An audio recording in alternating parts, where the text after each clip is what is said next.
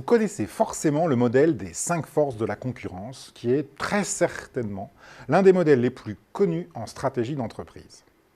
Il a été élaboré au début des années 1980 par Michael Porter, professeur à la Harvard Business School.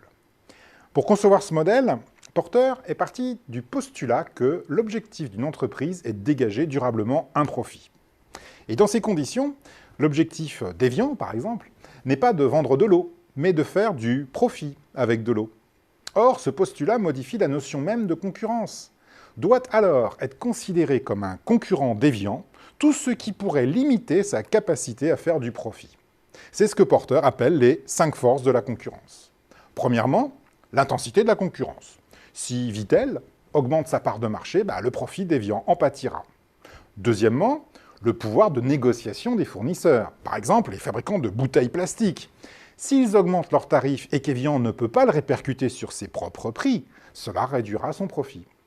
Troisièmement, le pouvoir de négociation des clients, comme la grande distribution pour Evian. Si Carrefour exige une baisse de prix et qu'Evian ne peut pas la répercuter sur ses coûts, là encore, son profit sera réduit. Quatrièmement, la menace des entrants potentiels. Par exemple, Coca-Cola, qui avec sa marque d'eau en bouteille Dasani n'est pas encore présent en Europe de l'Ouest, mais dont l'irruption entamerait nécessairement la rentabilité d'Evian. Et enfin, cinquièmement, la menace des substituts.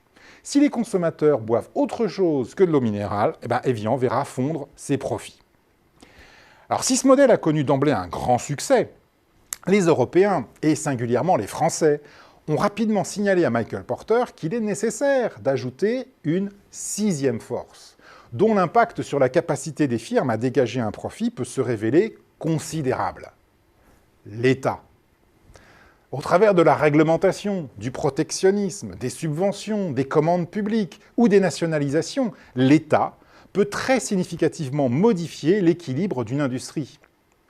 Or, Porter est un républicain convaincu, qui a été conseiller du président Reagan et du candidat à la Maison-Blanche Mitt Romney.